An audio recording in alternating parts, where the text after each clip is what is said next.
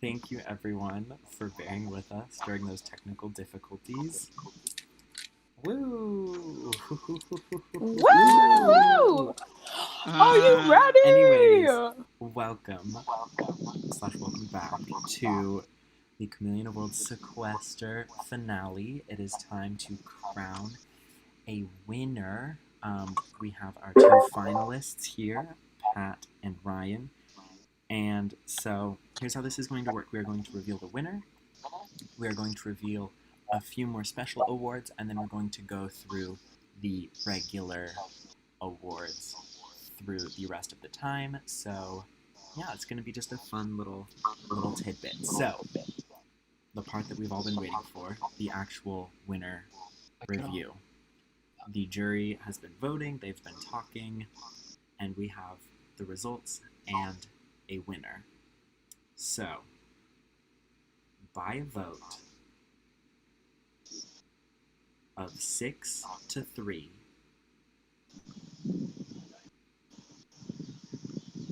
congratulations, Patrick, you have won Chameleon of Worlds Sequester. Thank you guys so much! I've never fought for something so hard in my life.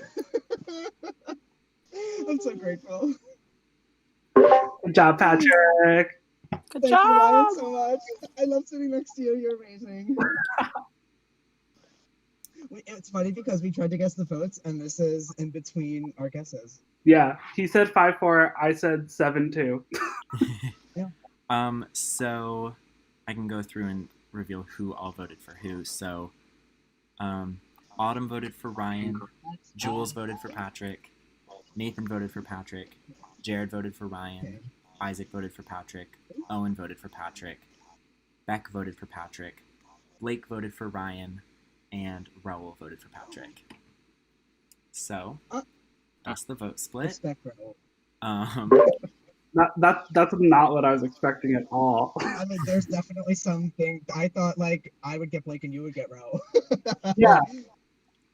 Wow. All right. Okay. So, congratulations again, Patrick, on Thank you. the win.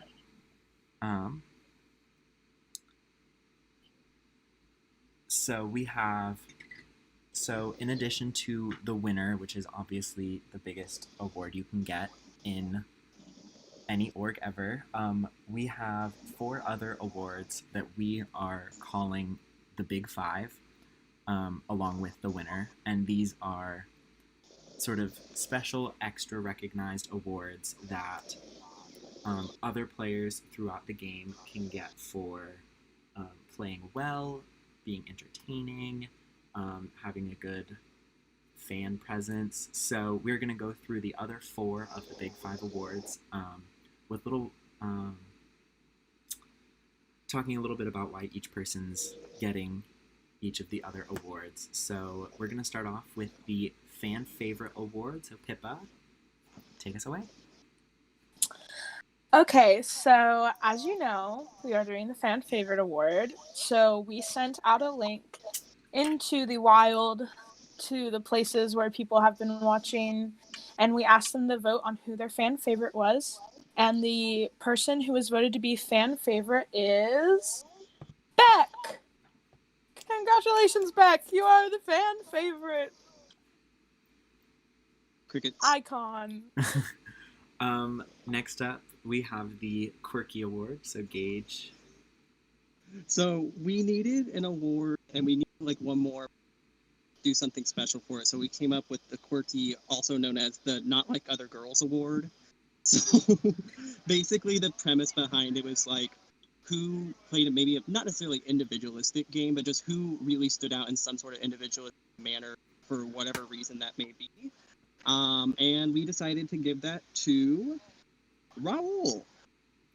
We always thought Raul like stood out in his own special way, whether that be his one-sided showmances with a plethora of people, or, you know, just going off in his DR at literally 24 hours a day and just talking to his BL guest, I think was Cindy. Mm-hmm. But we just really thought Raul stood out in a very individualistic manner, and we wanted to give him recognition for that.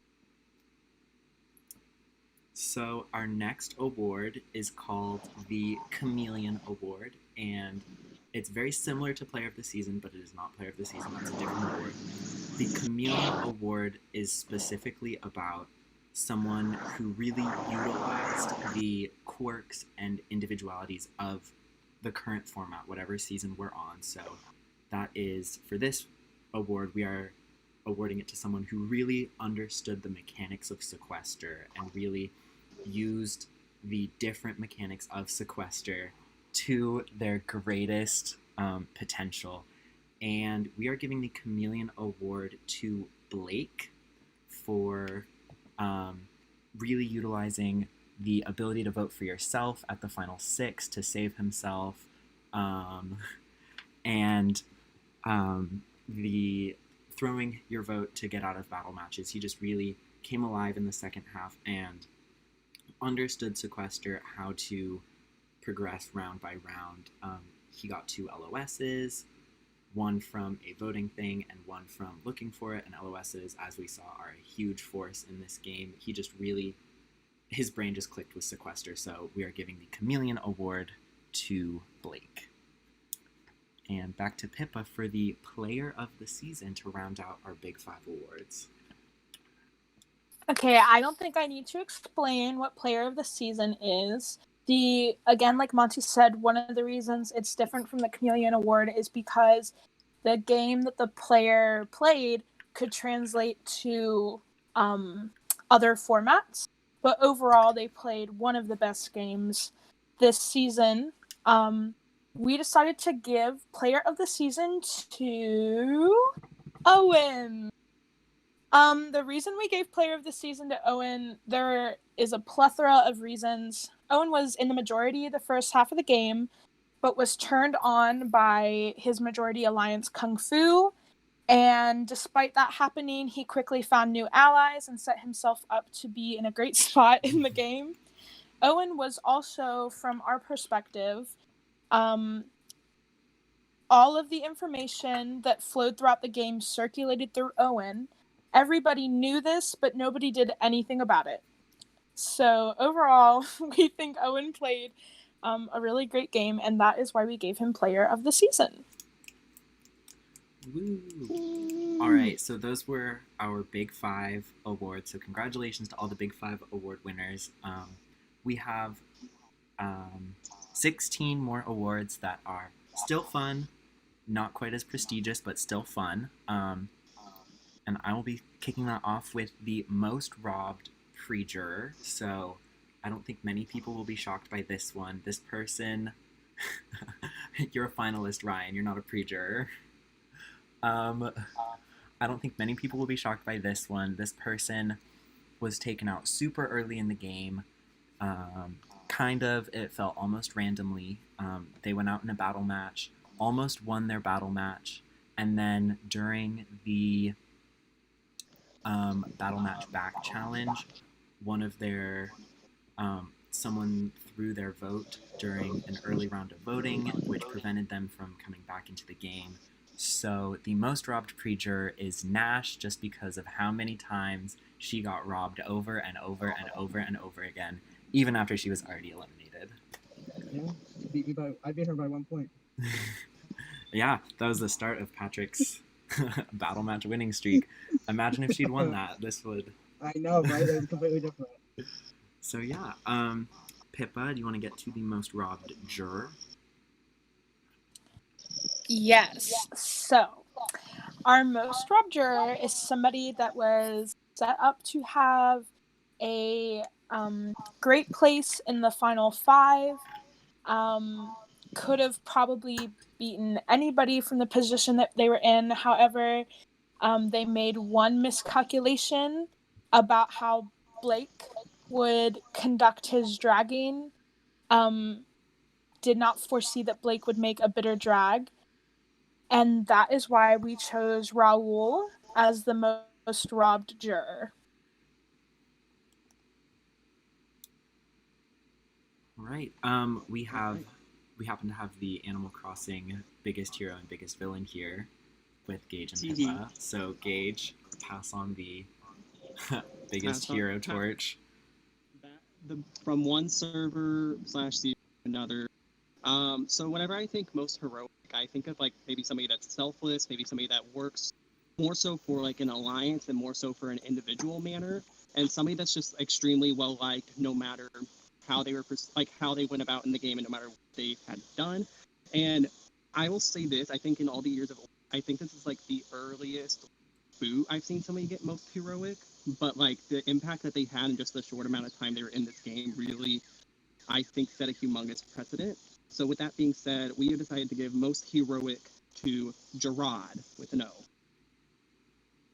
A big reason also we gave him most heroic in terms of how he also was kind of like he had a hero's, because a big reason why he did go out or was because he was dragged. Only the first time he had been dragged, and he basically got dragged because he was paired with Aquila that round, so he was just kind of guilty by association. So it was very sad, to say the least, but also a very heroic downfall, if I do say so myself. As the most villainous person in Big Brother Animal Crossing, I am delighted to pass the torch.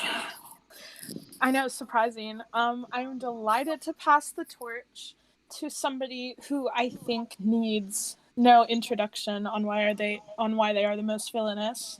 So I'm just gonna get straight to the point and give most villainous to Blake. There are multiple reasons. The biggest example I can think of is the debate between Blake and Jared, and the way Ryan's reaction says it all. The way that Blake definitely goaded Jared on to get a reaction for nothing other than his own satisfaction, also a little bit of gameplay, but also his own satisfaction.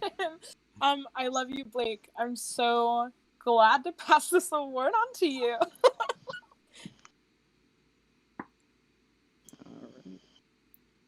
All right, and we have the most impactful juror award, Gage.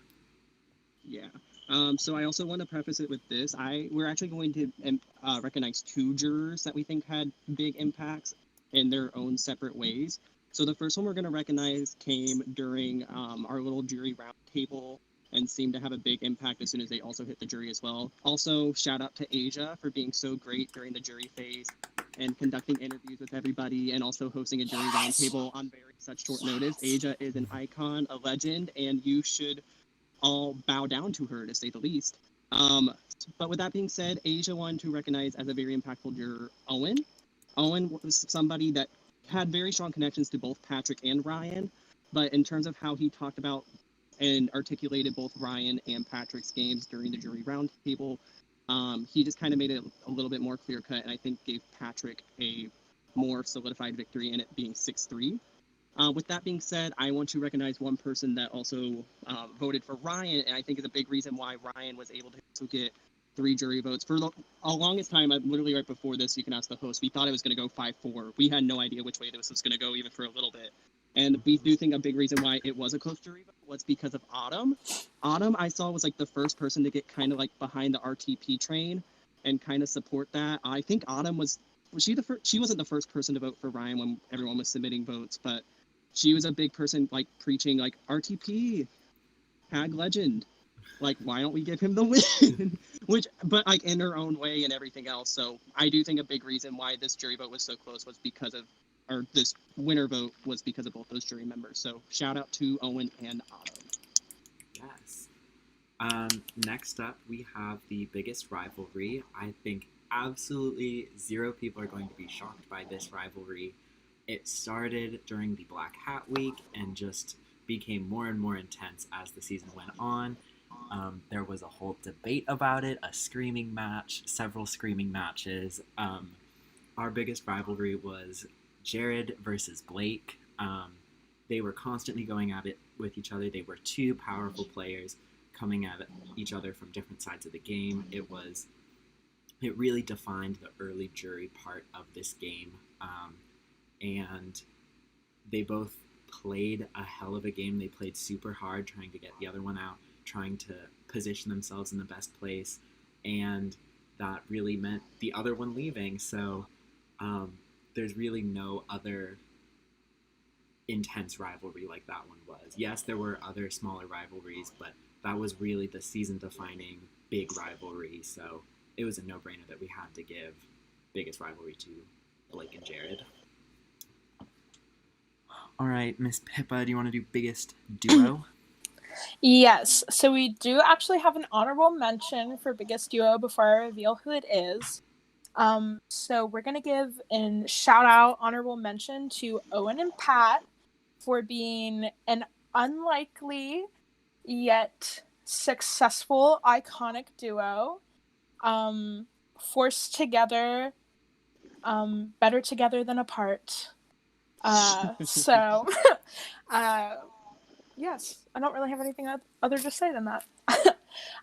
Okay, so our best duo overall are two people that I have been watching since the beginning. Obviously, I've watched all of you because I'm the host, but this duo I particularly noticed because it was truly since practically day one that they were together, and they had set up a fantastic final two together until Blake turned on Beck at final six, and it all went downhill. So, up until that moment, and the reason why we give it to them overall, Beck and Blake were a fantastic duo. They were telling everything to each other. Almost, they were practically the same person in their gameplay when it came to strategy and things like that. So that is why we gave best duo to Beck and Blake. All right, so we talked about, Pippa mentioned one big betrayal, but we have Gage to talk about the biggest betrayal of the game. Yeah. Woohoo. And if Monty wants to interject on this, please feel free to, because I think this was also, like, I remember a lot of what happened, but this was also the week I was out of town a lot. Okay, So I if you will wanna fill in interrupt gaps. me, yes. But we did have a big, I think this was honestly the board we so long. So many, I felt like, big betrayals, but we went with the one that we felt like was the most impactful, if that makes sense. So with that being said, we believe the biggest betrayal in this game was when Jared betrayed Owen and the rest of the Kung Fu Alliance at Final 12/Black Hat Week. So basically, during that week, Jared was Black Hat. He had the ability to basically just mastermind that whole week to go however he wanted it to. And we'll talk about stuff a little bit later as well, but just, found the way to kind of, at that point, Jared was in a very good position. He was in a lot of different queues connected to a lot of different people, and instead went and turned on what at that point was the majority alliance. Kung Fu had 6 people at Final 12, and instead turned on them to go work with different people. And Owen and Patrick were booted, I believe unanimously that round, if I remember correctly. Yes. So it was a super big betrayal, and that's when Jared and Akila got dragged and set up basically what is one of the most cracked post-juries I have ever seen in my entire life. Yes. Adding on to that, not only was that a big betrayal, like, yes, it was in self-preservation, but it was also a lot of the follow-up that came after that. It was mostly turned on Owen, but then the rest of the Kung Fu Alliance both followed in turning on Owen, but then also Jared followed in betraying the entire alliance by exposing all of them. And so there was just a lot of betrayals in that whole situation between the duos Black Hat Week and Floater Week. So a lot of betraying, a lot of backstabbing, and it just really sent the game into chaos. So next up is the biggest goat, which is a little hard to define because while this normally a lot of people have plans, I want to take this person to the end, I want to sit at the end with this person. Sequester is a little harder to predict who you're actually going to be sitting next to in Final 2, seeing as you don't actually have any control over who you're sitting next to in Final 2. So with that being said, I'm sure, no offense to Pat and Ryan, a lot of the jury was You heard the jury questions. A lot of the jury was wanting to sit next to either one of you two. I can send the meme in here if you'd like me Yeah, to. there was a meme made about you in the viewing lounge during jury questioning. So we obviously cannot give biggest goat to the person who just won the game. So Ryan, you are the biggest goat. It is very fun. You had a great showing at Final Tribal, but still, you are here and you lost. And out of everyone else, really, who made Final 6 or 7, there weren't really anybody else we could think. So here you are. Congratulations. Don't let that take away from your game. It was a good game. It was a fun time.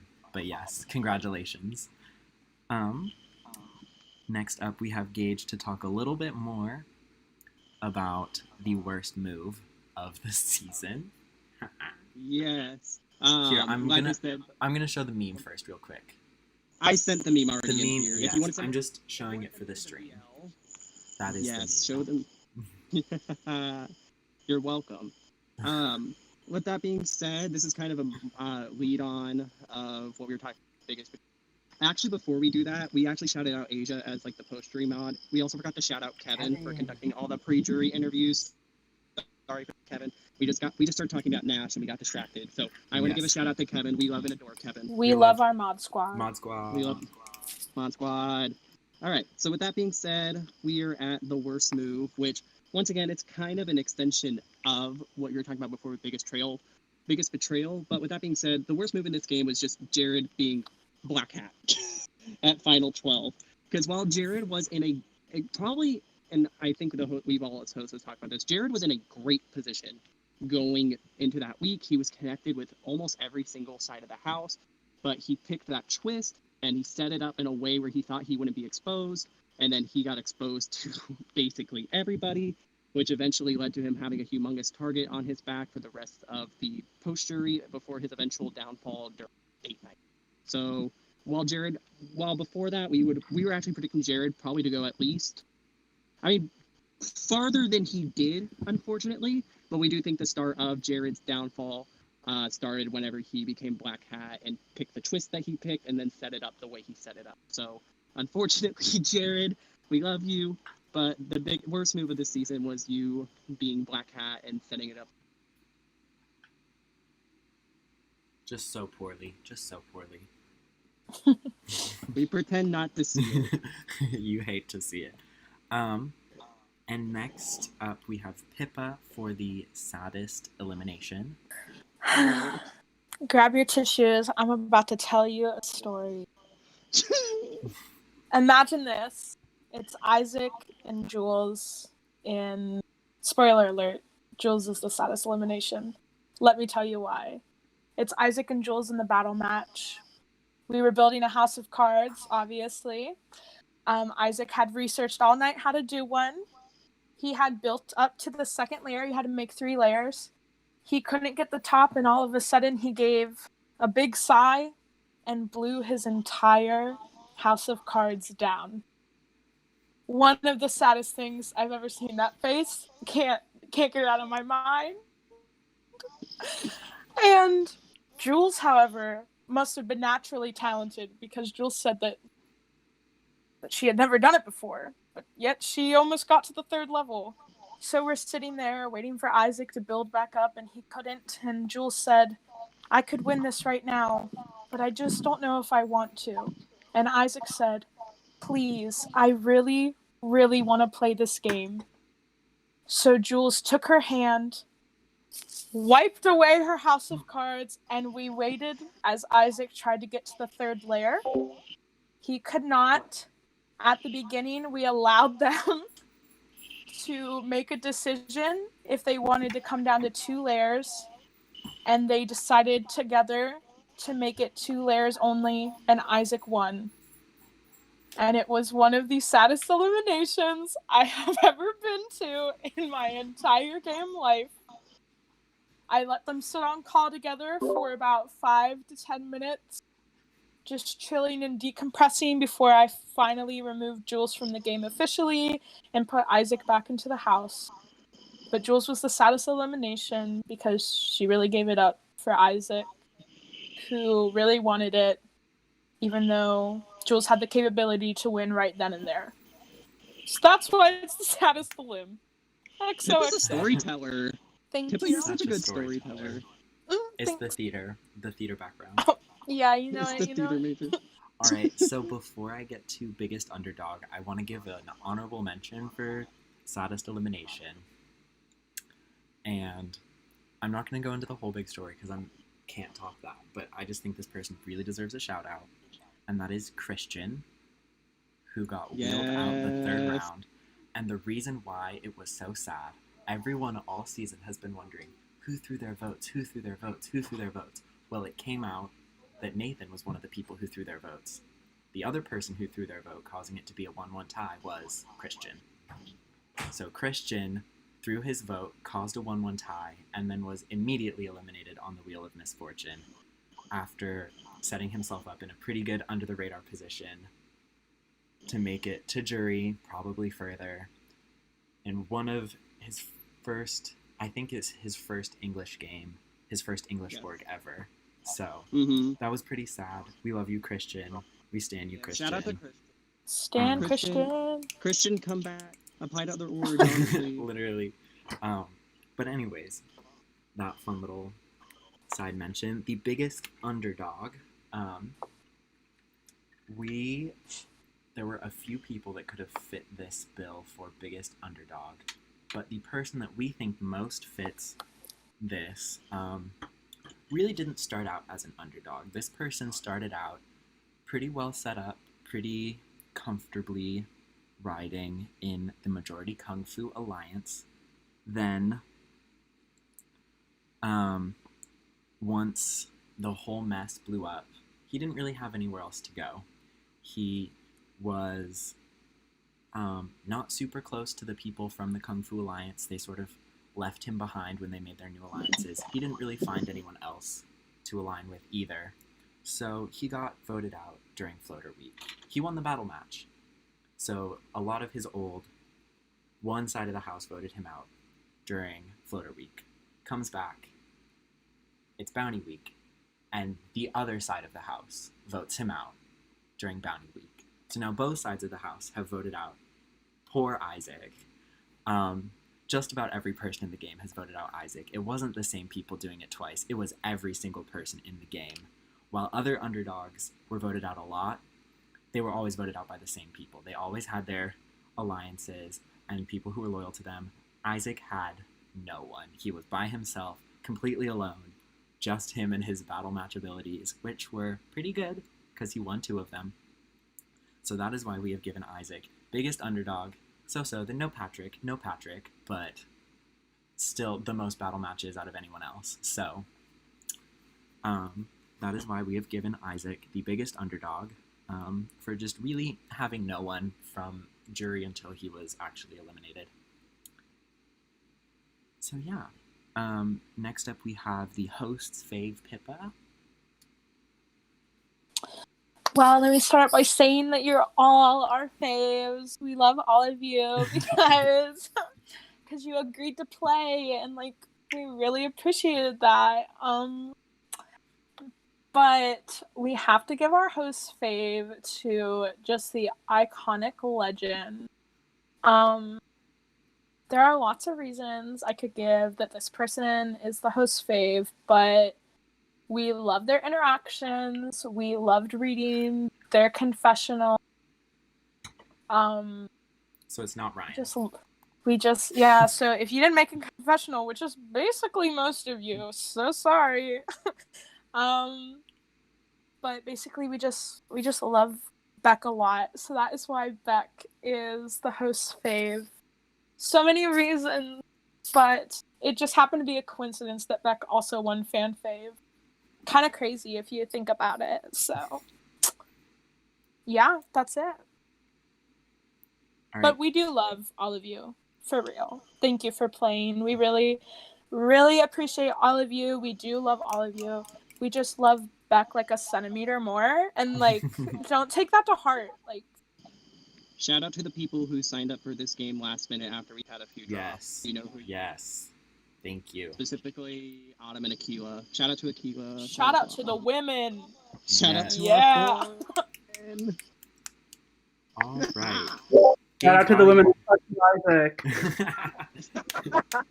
Gage, while you're unmuted, most dedicated? Yes. So the most dedicated.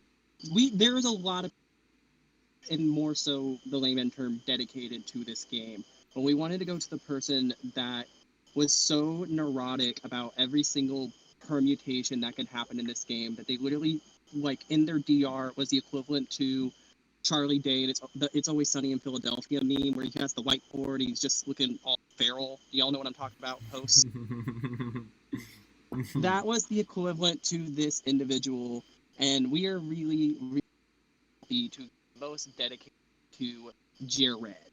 He really did calculate as much as he was able to based on the game knowledge that he had.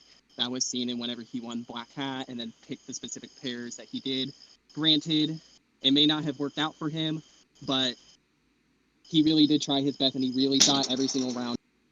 So, with that being said, we have to give most dedicated to Jared. Yes, if only we could release DRs, you would see just how dedicated Jared was. That's all I'm gonna say. Yes, he did make a lot of submitted DRs too, so that Yes, he did. many. Thank you, Jared. Yes, Yeah, we love it. So when this season's narrated by Jared, pretty that's much. your own fault because you had to write confessionals, and Jared did. Thank you, Jared. Thank you, Jared. So a kind of similar category, we have the most entertaining, and this person, you really never knew what you were going to get with this person. You could get yelled at, you could yell with this person, laughed at, laughed with. You really just never knew what was going to happen. From a viewer standpoint, who knew what this person was going to say in the house chat? From a host standpoint, we had no idea where this person was going to go week to week, who they were really loyal to, where their vote was going to go, what they were going to try and do. They played very unpredictably, but very well on top of that. They made it all work out for them. So you love when you can see entertainment come together with good gameplay. So with that being said, we are giving most entertaining to Raul. Could never predict a single thing that came out of that man's mouth. It could have been literally anything, and you loved watching every single second of it. Mm-hmm. So, Agreed. Gage, do you want to do our last award, the most emotional player this game? Most emotional player. I would like to also preface this when we were deciding who to give emotional. We weren't going off basically like emotional like game decisions, mostly just like emotional about the game as a whole, about certain things that happened in the game, whether that happened to somebody else or happened to them. It was Playing maybe with your heart. Playing with your heart, with the cards that you got dealt, and being man enough to cry about it. And because So it's a man. you never know. With that being said, we have decided to give most emotional. It's kind of maybe been foreshadowed before, but we did give it to. We love our crybaby. You gotta repeat it because you cut out. You said we gave it to. We love our crybaby. Isaac. We gave it. Isaac. Yes. Big heart. Woo! So, that's all we have for awards. Congratulations again, Pat. Thank you, both Pat and Ryan, for coming, sticking with us through all the technical difficulties, both tonight and last night. And to everyone else who's played this season. We had a great time hosting it. We hope you guys all had as much fun playing as we did hosting, because, we talked a lot. We had a lot to say about this game. It was very fun. You'll see when you see the voting chart. Yeah. Oh my gosh. Oh my gosh. That voting chart though. Whew. Hopefully a lot of your questions get answered when that voting chart comes out. It will be out by the end of the night, as well as information about season 2. So tell your friends, tell your enemies, tell random strangers that you see that we will be having a second season. It will not be Sequester. It will be something else. Shut up, Brian. I will take you off cam. So yeah, stay tuned for that. Hopefully that will be coming in quickly. But yeah, thank you all for kicking off this series in a very fun and exciting way. I couldn't have asked for a better premiere season. So claps to everyone. Claps all over. Great season start to finish.